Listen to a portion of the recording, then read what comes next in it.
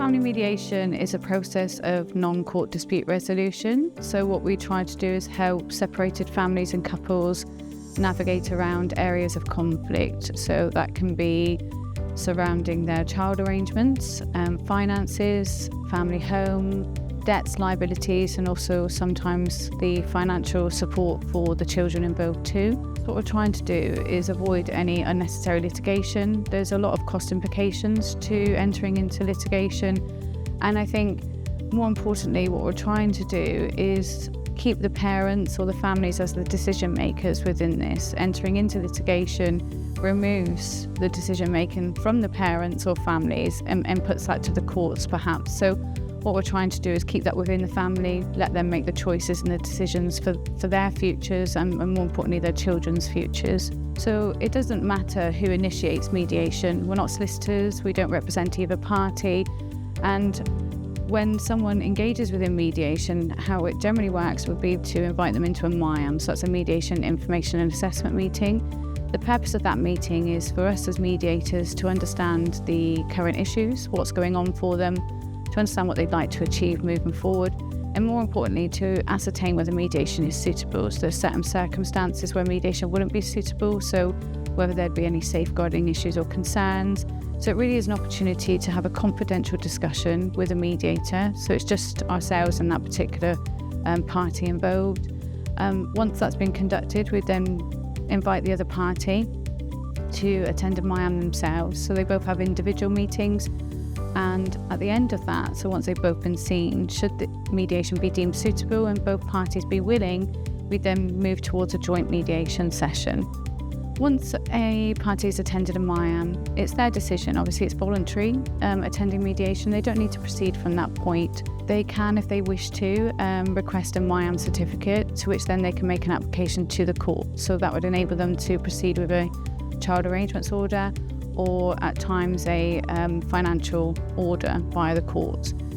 The steps within mediation, if you're engaging within mediation, would be to proceed to a joint mediation session. As I say, everything we've discussed already is confidential, so we don't lead the conversations within the joint session. At the initial part of it, we would ask both parties to set an agenda, highlight what's really important for them, and then from there open up the conversations with the hope to finding a mutual resolution and avoiding any unnecessary litigation.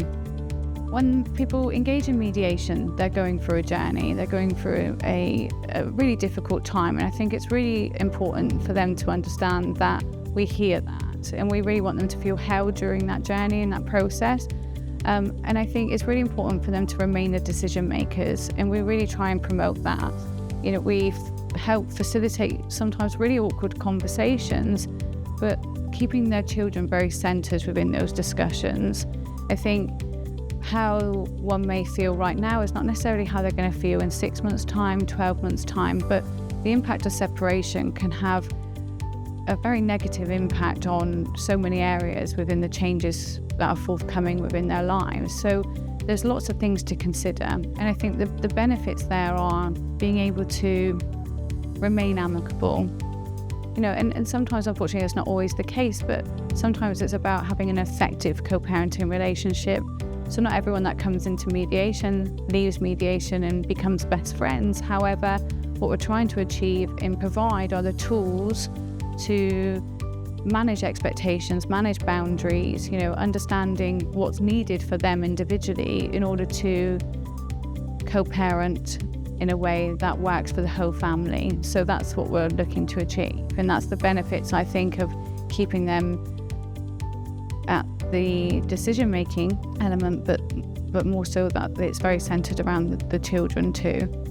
Inclusive mediation is that we not only speak to parents, and I think there's sort of maybe a thought process that we talk about just to separated couples, but you know, grandparents are involved in that, and also children. We conduct child inclusive mediation.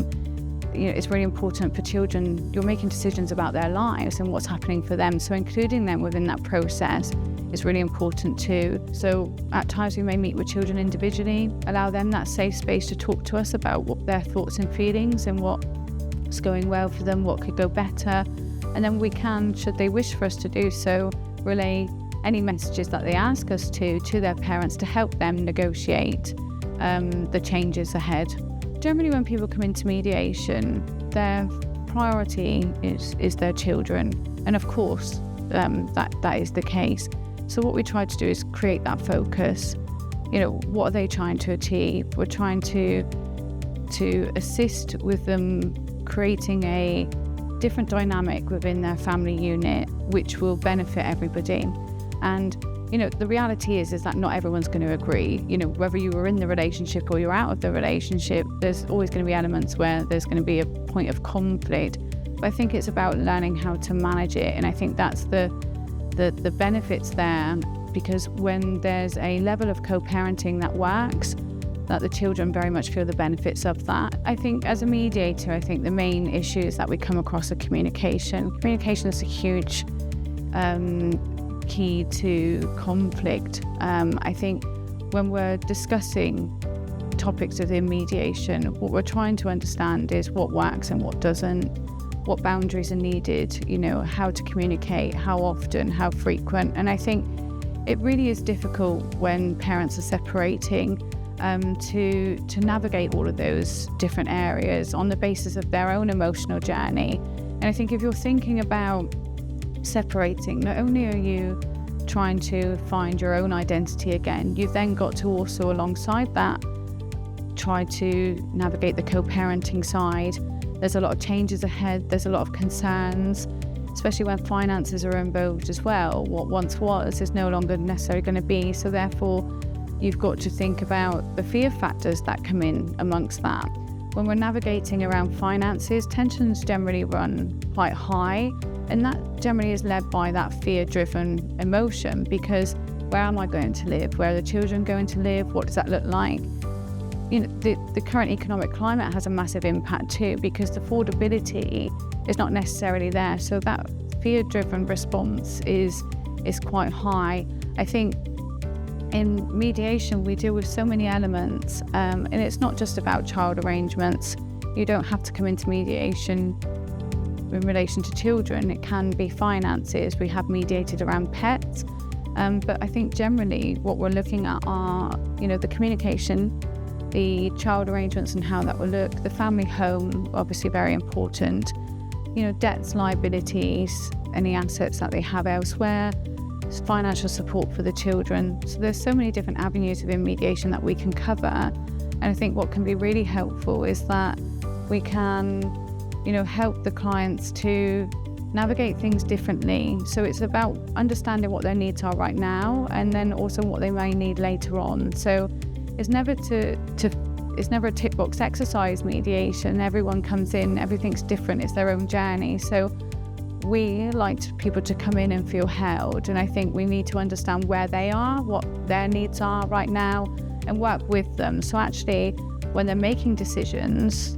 they're really understanding of those decisions and making them on logic rather than emotion, because these are lasting decisions, especially when you're talking about financial issues between them.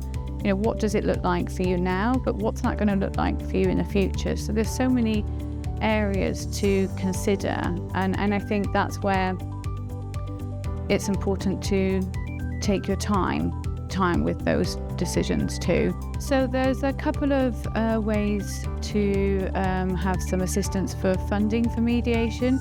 So one being legal aid. If anyone that's entering into mediation is in receipt of certain passporting benefits or on a low income, they could be eligible for legal aid. It's a means tested process, and they can check themselves on the gov.uk website, or if not, of course, giving the office a ring and we can assist them with that process too. Alongside that, there's the Family Mediation Voucher Scheme. It is a limited scheme and it's not means tested, so anyone can apply. However, they need to be talking about child arrangements. There needs to be a discussion surrounding children in order to qualify for the Family Mediation Voucher. There's only one voucher available per couple, and they can only claim that once, but what we try to do is really utilise that voucher for them so that the costings of this process is kept to a minimum. So our head office is based in Plymouth, and we conduct face-to-face mediations.